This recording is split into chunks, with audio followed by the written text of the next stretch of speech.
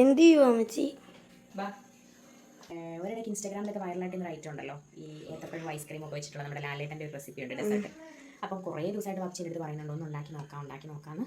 ഞാനിങ്ങനെ മടിച്ചിട്ട് എനിക്ക് ഏത്തപ്പഴവും ഐസ്ക്രീമും ഒക്കെ കൂടെ ഇങ്ങനെ കഴിക്കും എന്നുള്ളൊരു കോമ്പിനേഷൻ അത്ര നമുക്ക് ഇഷ്ടപ്പെടാത്തതുകൊണ്ട് വെയിറ്റ്. അപ്പോൾ ഇന്നിപ്പോൾ നിങ്ങൾ സാധനം വാങ്ങിക്കാൻ പോയപ്പോൾ ഏത്തപ്പഴം ഐസ്ക്രീമും ഒക്കെ വാങ്ങിയിട്ടുണ്ട്. നമുക്കൊന്ന് ഉണ്ടാക്കാം.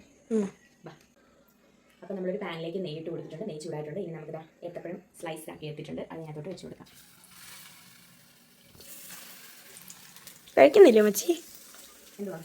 ഫുഡ് രാത്രിത്തെ നൈറ്റ് ഫാസ്റ്റ് കഴിക്കണം. ഡിന്നർ ഉണ്ടാക്കി കൊടുക്കുന്നു പറഞ്ഞുകൊണ്ട് നിൽക്കുന്നു. ഏത്തപ്പഴമൊക്കെ റോസ്റ്റായി വന്നിട്ടുണ്ട്. ഇനി നമുക്ക് ഇതിലേക്ക് കുറച്ച് ശർക്കര ഇട്ട് കൊടുക്കുവാണ്.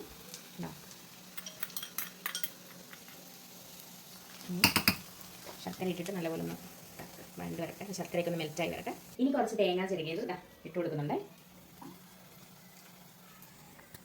അപ്പോൾ നമ്മുടെ ഏത്തക്കായും ശർക്കരയും നെയ്യും തേങ്ങയും എല്ലാം കൂടെ നല്ലപോലെ മിക്സായി ഈ ഒരു പരുവത്തിലാക്കി എടുത്തിട്ടുണ്ട്. ഇനി നമുക്ക് തീ ഓഫ് ചെയ്യാം കേട്ടോ. തീ ഓഫ് ചെയ്തിട്ട് പ്ലേറ്റിലോട്ടാക്കാം. ഇനി നമുക്ക് ഈ പ്ലേറ്റിലോട്ട് സെർവ് ചെയ്യാം. ഇനി ഇത് തണുക്കണോ? ഇത് തണുത്തിട്ടാണോ ഐസ്ക്രീം വെക്കുന്നത്? അല്ലാതെ ഐസ്ക്രീം ചൂടോടെ തന്നെ വെക്കുന്നത്. അത് മാത്രം ഞാൻ നോക്കില്ല കേട്ടോ. തണുപ്പുണ്ടാവുമല്ലോ. ഐസ്ക്രീമിന് തണുപ്പുണ്ട്. ഇതിന്റെ ചൂടോടെ ഇതിന്റെ പുറത്ത് വെക്കുവാണോ? ഇത് തണുത്തതിന് ശേഷമാണോ? ചൂടോടെ വെക്കാല്ലേ? ചൂടോടെ എന്തുവാ ഞാൻ കാണിക്കുന്നത്?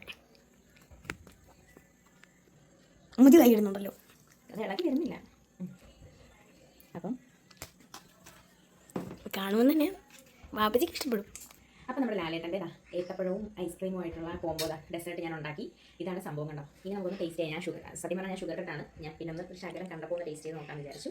കുറച്ച് ഏത്തപ്പഴം, ഇത്തിരി ഐസ്ക്രീം ട്രൈ ചെയ്ത് നോക്കണം.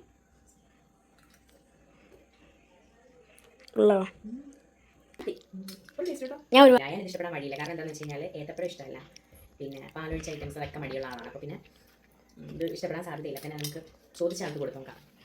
അപ്പോൾ കഴിച്ചിട്ട് കറക്റ്റ് വിവരം പറയണം. നല്ലതാണെങ്കിൽ നല്ലത്, ചീത്തയാണെങ്കിൽ ചീത്ത പറയണേ. എനിക്കിഷ്ടപ്പെട്ടു. ആ സ്പൂൺ കാണിച്ച് കഴിച്ചോ?